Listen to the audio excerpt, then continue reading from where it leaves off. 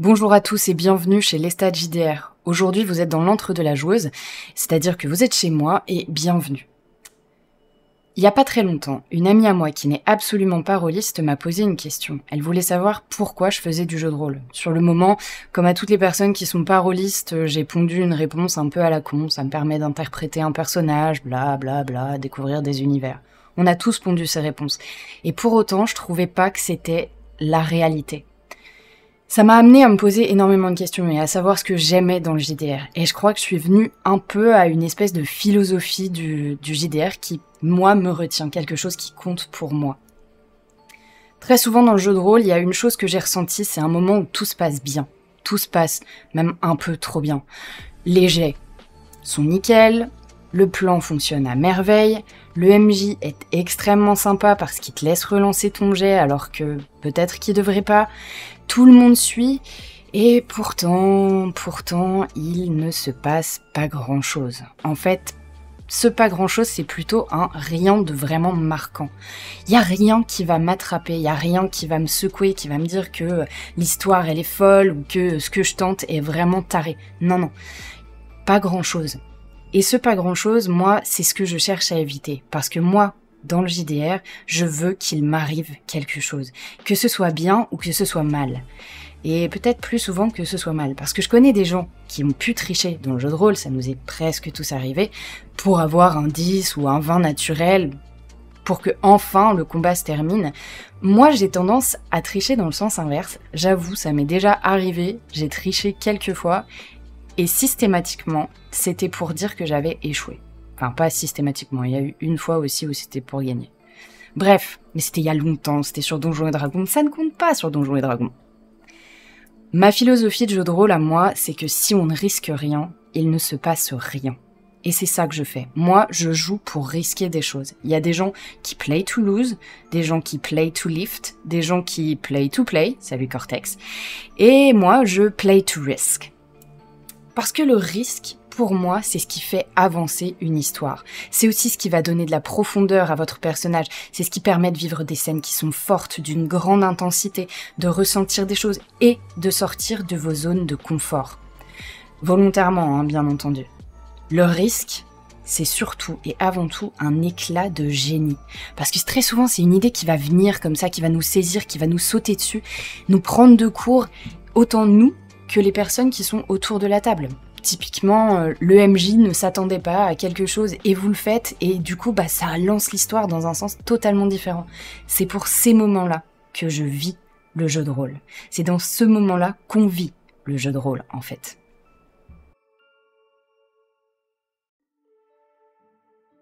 Pourquoi on joue pour risquer ou on play to risk ? Prendre des risques, c'est pas juste pour le drama. Ok, il nous faut du drama dans la vie. Clairement, dans le jeu de rôle, dans notre vie de rôliste, il va nous falloir du drama. Il va falloir quelque chose qui nous bouge, qui bouge nos personnages et qui nous bouge nous. Certes, le drama c'est très bien, mais il y a autre chose dans le risque. Le risque c'est un moteur, un outil de création, de relations et d'émotions. Quand on prend un risque, ce que l'on fait vraiment c'est plusieurs choses en fait. Avancer l'histoire, parce qu'on va mettre le bazar dans un plan, on va provoquer des changements, et c'est là que l'histoire va vraiment se construire. Dans ces moments d'incertitude, quand vous allez aller chercher votre personnage et dire « Ok, comment il réagit à ce moment-là et comment je fais en impro total ?» Comment vous arrivez à ne plus être vous, le joueur, mais vous, le personnage. Ensuite, ça va donner forcément de la matière à ce personnage. Vous allez découvrir ses peurs, ses contradictions, ses élans incontrôlables. Toutes ces zones-là que vous ne connaissez pas, vous allez les découvrir, vous allez les construire en même temps que vous les découvrez. Ensuite, bien entendu, tous ces élans, tous ces petits trucs que vous allez ajouter au fil de l'histoire en risquant des choses, ça va créer des émotions. Pour vous, bien sûr, mais aussi pour les autres, parce que vous allez les entraîner avec vous, vous allez les amener à risquer davantage. Alors, pourvu qu'ils soient d'accord avec vous. Bon, ça va bien sûr aussi amener d'autres choses, du suspense, de la peur, de la joie, de la tension, de la tristesse. Beaucoup de tristesse parfois, mais c'est quelque chose qu'on va aller chercher, toutes ces émotions. Moi, c'est ce que je veux chercher dans le jeu de rôle. Je veux qu'on me donne de l'émotion. Je veux qu'on me donne du rêve, en fait. Et si dans un rêve, il n'y a pas d'émotion, et ben c'est qu'il manque quelque chose.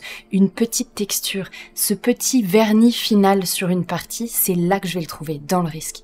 Et enfin, il y a quelque chose d'un peu plus introspectif. C'est que ça va permettre de se découvrir soi-même aussi.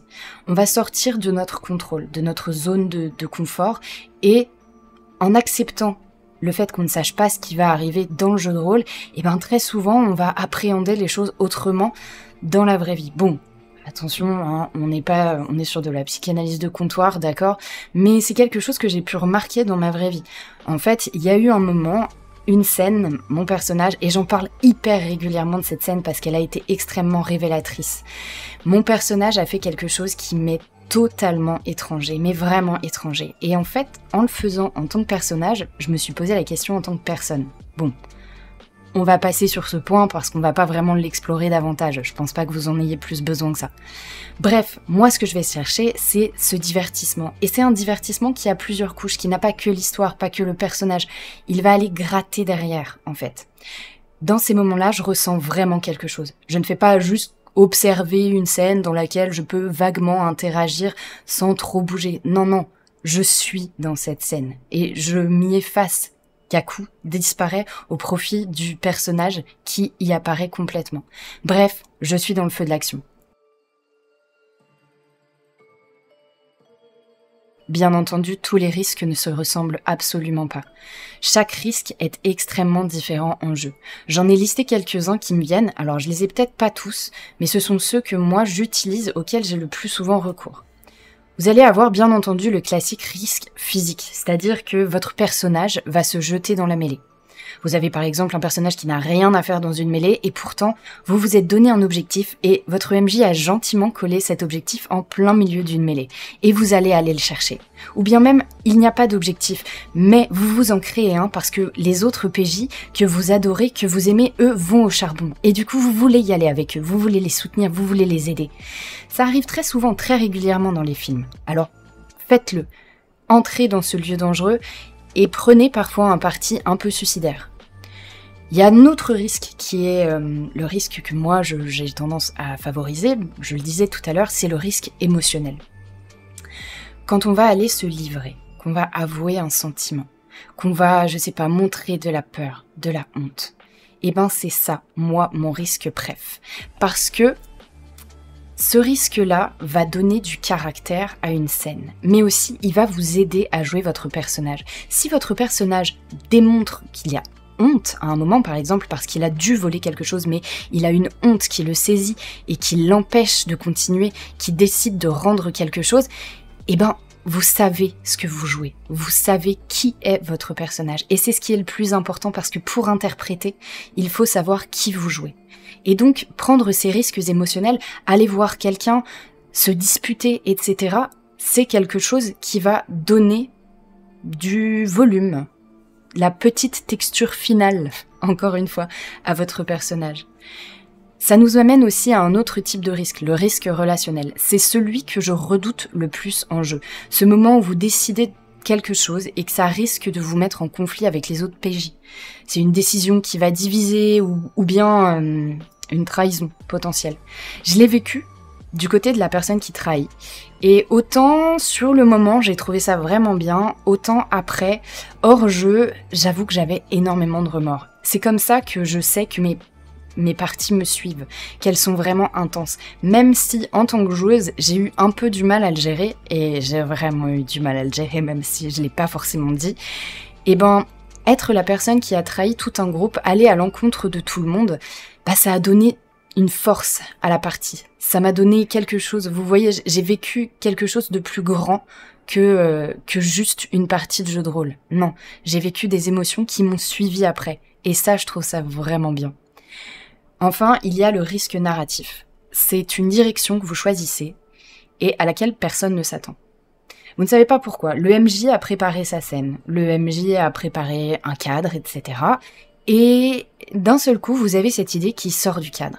Mais cette idée, elle est excellente. Elle est risquée, mais excellente. Et prendre le risque de la donner en jeu, c'est donner l'opportunité à tout le monde de pouvoir aller sur ce chemin inattendu. Le risque, ce n'est pas toujours une réaction à une scène que votre MJ va vous proposer, bien loin de là. En fait, votre risque, vous pouvez déjà le préparer en amont, le semer un tout petit peu à l'avance. Et ça, c'est souvent ce qui va vous donner les meilleurs moments en jeu de rôle. Vous pouvez le faire dès la création de personnages, en fait. Par exemple, en construisant votre personnage avec énormément de contradictions. Enfin, énormément, attention, en fait. Mettez-en une ou deux, parce que au-delà de ça, c'est un peu compliqué. Par exemple, votre personnage va vouloir faire respecter la justice sans la respecter lui-même. Salut Batman.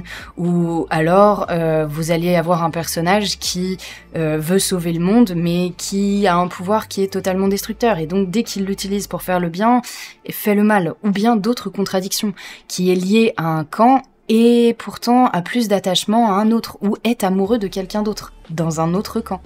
Donner ces contradictions à votre MJ, c'est vous assurer qu'il va pouvoir les exploiter en jeu.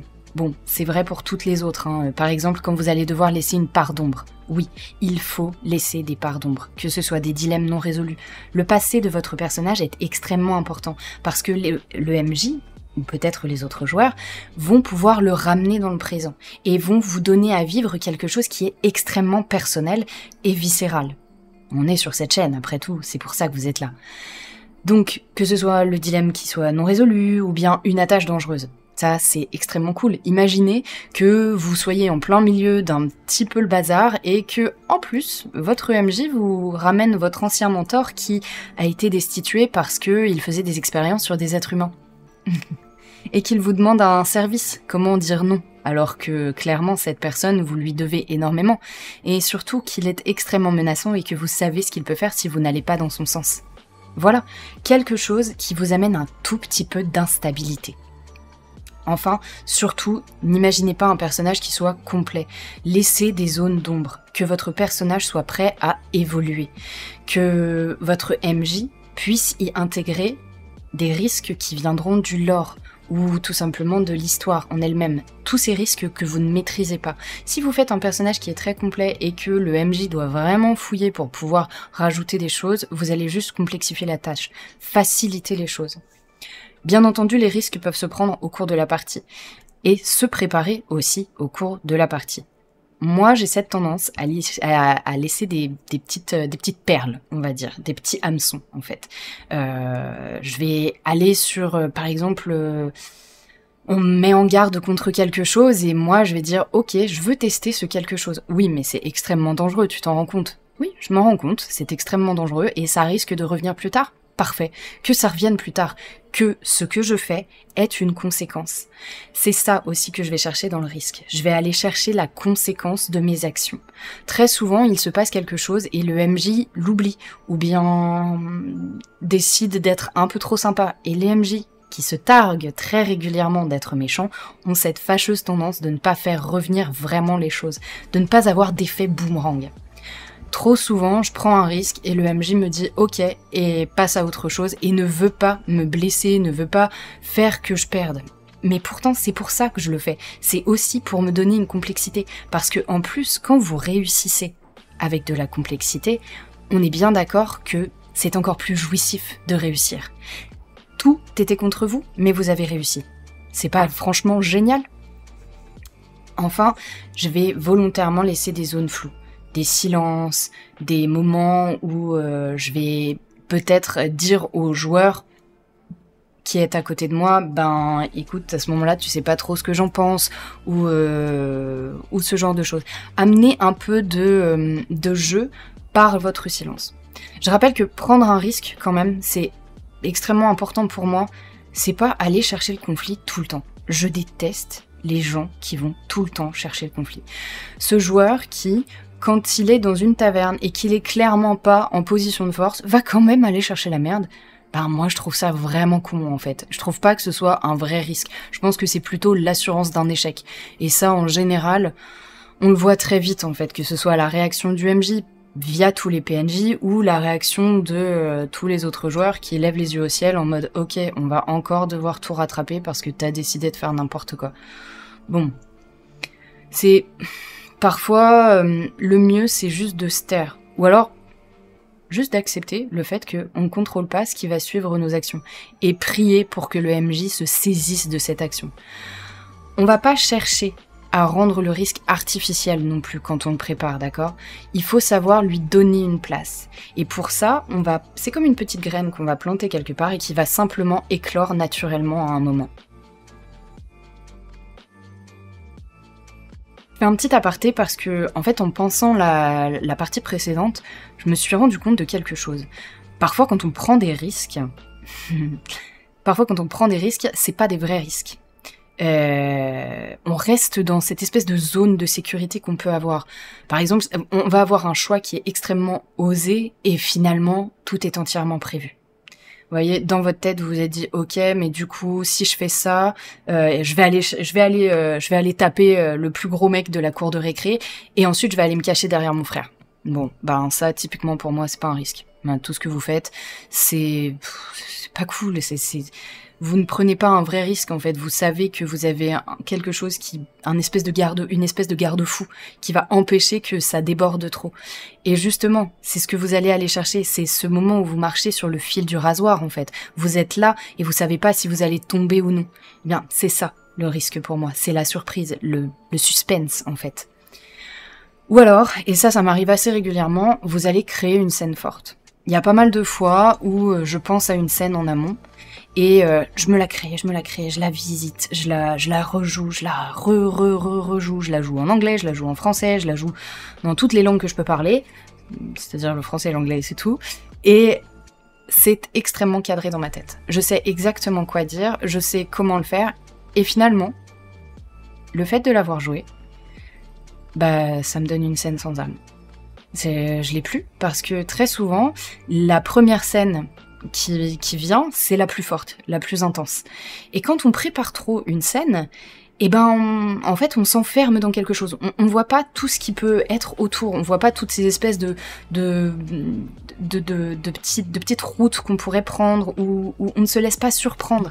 Et si on ne se laisse pas surprendre ni par l'histoire, ni par nos propres réactions, on risque rien, en fait. Enfin, il faut éviter quelque chose à tout prix. Et là, j'insiste, c'est ce qui va faire que c'est vraiment du faux risque pour moi. C'est de prendre des risques tout le temps. Quelqu'un qui va toujours aller au-devant des ennuis, c'est quelqu'un qui est prévisible. Si vous allez de risque en risque, si vous prenez systématiquement le choix le plus risqué, si vous faites ça sans avoir de réflexion, vous êtes prévisible. Si vous êtes prévisible, vous n'êtes plus un risque. Vous n'êtes plus dans le risque, vous êtes en fait dans une stabilité. Et si vous êtes dans cette stabilité, vous êtes dans une zone de confort. Et si vous êtes dans une zone de confort, eh bien pour moi, vous ne jouez plus pour risquer. Vous jouez pour gagner. Enfin, pas tout à fait, mais disons que vous jouez quelque chose qui est tellement cadré que finalement, il n'y a plus de surprise. Et c'est ça qu'on va chercher dans le risque. C'est la surprise, aussi bien pour les autres que pour soi. Il y a quelque chose de vraiment agréable dans le risque, c'est de réussir à surprendre les autres.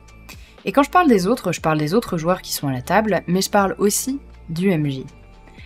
Un de mes plus grands plaisirs en jeu, c'est de surprendre mon MJ. Pas du tout pour le mettre en difficulté, vraiment pas pour entrer en contradiction avec lui, mais bien pour l'inviter sur la piste de danse avec moi et en lui disant « Viens, on y va sans filet, on improvise total et on voit ce qui se passe ». C'est ce que j'aime faire dans les parties, parce que le MJ, il a une bonne idée de ce qui se passe un peu partout dans le monde, d'accord ? Bien sûr, vos actions lui sont un peu inconnues, mais il a quand même une petite idée de ce que vous allez faire. Et donc pour lui, c'est très cadré, finalement. Il doit préparer, il sait à peu près où est-ce que ça va se passer, etc., comment les PNJ peuvent réagir, et en général, comme vous donnez vos plans un peu à l'avance, lui, il sait à peu près comment ça va se passer. Et il y a ces moments, ces éclairs de génie, où vous trouvez quelque chose, un petit plan, cette petite chose, cette petite porte entrouverte que personne n'avait pensé, que personne n'avait vue. Et vous vous y engouffrez. Vous y engouffrez vous engouffrez tout le monde s'engouffre avec vous, et vous arrivez à quelque chose d'exceptionnel. Je suis ravie quand je vois que je dis quelque chose et que le MJ lève les yeux en mode « Ok, je vois ce que tu es en train de me faire. » Et franchement, allons-y. Il a cette espèce de petit sourire mi-ravi, mi-surpris, qui fait que je sais que j'ai déclenché quelque chose, on est ensemble. Et ça, c'est vraiment le plus important, c'est ce que je ressens, c'est à ce moment-là, lui, moi, le reste du groupe, on est tous ensemble. On se regarde et on dit « Ouais, ça va être bon ». Et ben c'est pour ça qu'on veut faire du jeu de rôle. C'est pour ces moments-là où, finalement, dans la surprise, dans l'inattendu, on va trouver quelque chose d'excellent.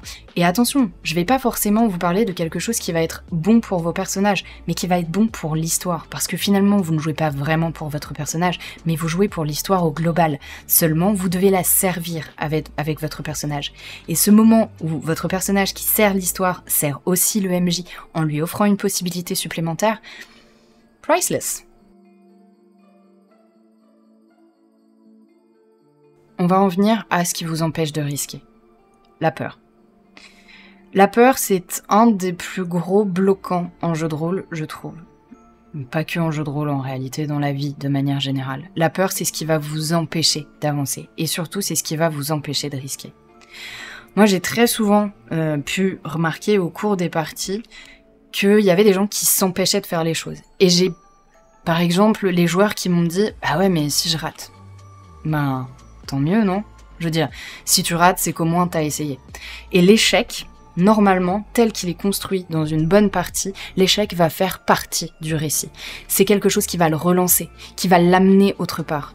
Il n'y a pas vraiment d'échec, en fait. Pas au point de vue narratif. Il n'y a pas forcément de réussite non plus, si on va par là.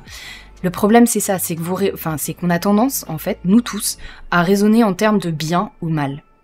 Et dans une histoire, dans un jeu de rôle, il n'y a pas de bien ou mal, il y a juste une continuité de l'histoire. Et si c'est cohérent que vous preniez ce risque, si c'est pas totalement sorti de derrière les fagots, allez-y. Tant pis si vous échouez. Tout le monde est là, au pire, et c'est peut-être ça aussi parfois le problème. Bien sûr, vous allez pouvoir avoir peur, par exemple, d'entraîner les autres dans vos péripéties. Mais en fait, ils ont signé pour être là. Et au pire, ils peuvent toujours vous arrêter en jeu. Quelque chose d'autre qui a tendance à intervenir de temps en temps, c'est le « et si je prends trop de place ?» Moi, c'est souvent ce qui m'arrête. C'est je me dis, mais en fait, là, si je fais ça, je vais prendre énormément de place. Cette scène, elle va devenir complètement à moi et j'ai peur d'en exclure les autres. Bon, la seule solution, c'est de le proposer comme une ouverture, pas comme une invasion. En fait, de se tourner vers le joueur et dire « si je fais ça, je risque, en fait, de prendre toute la place ». Mais c'est aussi aux autres joueurs de trouver une place dans ce moment-là. Vous les prévenez en amont pour que eux, ils sachent où aller, ils sachent quoi faire, ils sachent comment se diriger. C'est arrivé il y a pas très longtemps au cours d'une partie, et j'avoue que c'est assez malaisant quand on a vraiment cette impression de prendre beaucoup trop de place. Enfin, une des principales réponses que j'ai pu avoir à « ouais, je vais pas prendre ce risque parce que je risque de mourir ». Mourir, c'est une continuité dans une histoire, d'accord? C'est une bonne chose. Il faut que votre personnage meure, mais il faut que vous fassiez en sorte que ça vaille le coup qu'il meure. Il doit mourir pour une bonne raison. Et un personnage qui est faillible, un personnage qui est mortel, est 1000 fois plus intéressant. Quand vous prenez un risque, alors que vous risquez d'y laisser votre peau, et que vous y laissez effectivement votre peau, en fait, on va se souvenir d'une des meilleures parties de jeu de rôle, et certainement d'une des meilleures morts. Bon, bien entendu, il faut savoir sentir un peu l'ambiance qui vous entoure, on est d'accord. Parfois, c'est pas si facile que ça. Et en fait, si je vous dis tout ça, c'est que, en jeu, vous pouvez avoir peur, mais vous vous rendez compte, et moi je m'en suis rendu compte en tout cas, donc j'espère que vous aussi, la pire chose qui m'est arrivée en jeu de rôle, mes pires souvenirs de jeu, c'est pas du tout des échecs critiques. Rien à voir. C'est les moments où je me suis censurée, où j'ai pas osé faire les choses. J'avais une idée folle. Vraiment, il m'est venu quelque chose. Le MJ me tend une perche. Pas, en fait. Il la voit pas, la perche qu'il me tend. Et j'ose pas. J'ose pas la saisir parce que je me dis, mais et si ça marche pas? Et si c'est trop fou? Et si c'est hors jeu? Et si c'est pas dans la bonne ambiance? Et si je prends trop de place? Et si? Et en fait, tous ces et si amènent à une seule chose, c'est un regret de ne pas avoir essayé. Au pire, quoi, votre MJ va vous dire « Non, attends, on va pas faire ça parce que là, c'est vraiment trop compliqué pour l'histoire après. » Bon, c'est peut-être la pire des réponses qu'un MJ puisse apporter à un joueur, mais vous voyez ce que je veux dire, il va vous arrêter parce qu'en fait, ça n'a pas de sens, par exemple, parce que vous avez peut-être mal compris. Mais le pire, ce serait de ne pas essayer, de laisser mourir votre idée en silence. Et même si c'est douloureux, même si c'est pas prévu, prenez un risque. C'est ce qui importe le plus. ne vous laissez pas regretter plus tard de ne pas l'avoir fait. Moi, j'ai une partie, au cours de laquelle j'ai pas proposé mon idée. Et je vous assure que moi, je m'en mords les dents. Et le pire, c'est que quand je l'ai balancé à tous les autres joueurs, bah eux aussi, ils s'en mordaient les dents. Et franchement, les gars, on s'en mord encore les dents parce que j'aurais sorti mon idée, on aurait vécu une des plus belles scènes de jeu de rôle. Bon. Le MJ nous a dit que c'était pas forcément possible dans le scénario, mais ne serait-ce que donner cette idée, qui était extrêmement poétique de surcroît, bah ça nous aurait donné une union à ce moment-là, ça nous aurait donné quelque chose à vivre ensemble, en fait. Bon, vous me direz, maintenant on vit le regret ensemble aussi. Ah, osez, ne regrettez pas. Évidemment, le risque n'est pas toujours positif. Il y a quelques pièges et quelques limites au risque en jeu de rôle. Par exemple, il y a le risque qui est mal calibré. Tu prends trop de place sans prévenir. Le meilleur moyen de se prémunir de cette chose, c'est de chercher à entraîner les autres, donc de suggérer l'idée, plutôt que de l'imposer. Mais ça, je vous l'ai dit un petit peu plus tôt. Il y a aussi le risque qui est non consenti. Typiquement, vous entraînez les autres dans un jeu auquel ils n'ont pas du tout envie de jouer. Pour ça, le meilleur moyen, ça reste quand même de vérifier autour de la table où les autres ils en sont. Est-ce qu'ils ont envie de jouer à ce jeu-là ou pas? Si tu sens vraiment des réticences, laisse tomber, c'est pas la peine d'insister trop. Vous jouez ensemble, tu joues pas tout seul, c'est ça qu'il faut retenir. Un risque épuisant. Quand les gens jouent systématiquement dans le risque, que c'est du toujours plus, que c'est toujours de l'intensité, et ben l'intensité ça devient une lourdeur, c'est quelque chose qui vous fait traîner les pattes. Et ça, le seul moyen c'est de laisser des respirations. Il faut que vous sachiez quand votre personnage doit être calme. En fait, prévoyez quand même un garde-fou à votre personnage, quelque chose qui l'empêchera de risquer trop aussi. Parce que sinon, vous allez vous perdre vous-même, vous allez finir par juste être une machine à risque. Et c'est extrêmement fatigant, vraiment. Non seulement à jouer, mais de surcroît, à voir comment de voir aussi comment réagissent les autres autour de la table. C'est vraiment, vraiment chiant quand tout le monde vous regarde et dit ouais, ok, allez, c'est bon, encore une fois. Moi, je l'ai vécu, j'ai eu ce personnage qui répétait toujours un peu la même erreur. J'avoue qu'au bout d'un moment, ce qui est très drôle au début devient un petit peu lassant à la fin, voire même carrément lassant. Okay, donc il faut savoir s'arrêter. Et je remercie la personne qui m'a gentiment dit « Peut-être que tu devrais équilibrer un tout petit peu ton jeu. » Parce qu'après tout, on fait tous des erreurs. Et autant prendre les conseils d'où ils viennent. Il y a le risque égocentré. Tout tourne autour de toi. Alors, ces joueurs-là, mes loulous, c'est très difficile parce que ça se voit pas forcément. Il faut réussir dans votre risque à intégrer les autres, d'accord? Ne prenez pas un risque si vous pensez que tout le monde est contre vous, d'accord? Si vous vous rendez compte que le reste de la table est moyen chaud pour que vous le fassiez, ne le faites pas, d'accord? Et par moyen chaud, j'entends pas chaud du tout, en fait, que c'est froid. C'est pas le moment, clairement c'est glaçon, donc on n'y va pas. Et surtout, si vous allez faire ça alors que le reste de la table ne vous suit pas, ça va être une scène exclusivement pour vous. Et si vous faites ça de manière assez répétée, en fait, vous allez finir par jouer tout seul. Et les autres n'ont pas envie d'assister à votre histoire. Bon, voilà. Faites en sorte d'intégrer les autres. Demandez un coup de main pour risquer quelque chose. Allez chercher les autres joueurs qui sont autour de vous. Enfin, il y a quelque chose que j'avais totalement oublié et qui m'a été rappelé par un ami, c'est qu'il y a une pression constante qui peut venir à cette injonction de risquer. En gros, lui, il se sentait un peu coupable de jouer sagement, d'accord, de suivre bien, d'être droit, etc., d'aller toujours sur les chemins que le MJ avait prévus. Et lui, il voyait vraiment ma manière de jouer comme une espèce d'injonction. Mais en fait, c'est pas une injonction du tout. Je suis pas en train de vous dire que c'est le seul moyen de vous éclater. Je suis en train de vous dire que c'est mon moyen à moi de m'éclater. Et donc, de vous inciter à essayer. Mais si c'est pas votre cam, vous forcez pas. Surtout, ne vous forcez pas. La pire des choses, c'est de forcer un risque quand on n'est pas sûr d'assumer les conséquences. Enfin, la pire des choses. Il y a plein de pires des choses à chaque fois dans mes vidéos. Faudrait que je fasse quelque chose. Faudrait que je change un peu de mots pour ça. Bon, quand vous prenez un risque, soyez chaud de subir les conséquences, en gros. Et surtout, comme on vient de le dire, si on prend un risque à chaque action, ça devient prévisible, d'accord? Donc, arrêtez de faire tout le temps de la prise de risque. Allez chercher du contraste. Il y a besoin d'espace pour que les choses puissent exister, pour que ça puisse se renouveler en permanence. Ce qui fait la beauté du risque, c'est que c'est un choix, d'accord? Vous avez le choix, en fait, de le prendre ou de ne pas le prendre. Et si je vous ai dit un petit peu plus tôt qu'il valait mieux oser que ne pas oser, parfois ce n'est pas tout à fait vrai. Et c'est ce qui fait que le risque est aussi intéressant. Parfois, on regrette d'avoir risqué.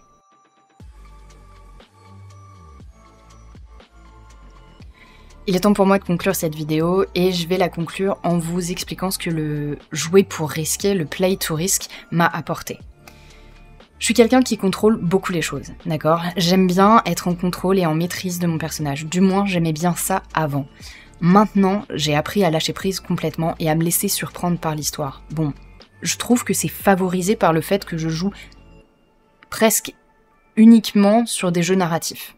Quand on joue à des jeux de rôle qui ont plus de règles, et donc pour moi à des jeux de règles, on va être tous un peu sur le même pied d'égalité, il va pas y avoir du tout de déséquilibre, et du coup, je vais être moins surprise. Je vais vouloir jouer avec les règles, et du coup, je vais tout maîtriser.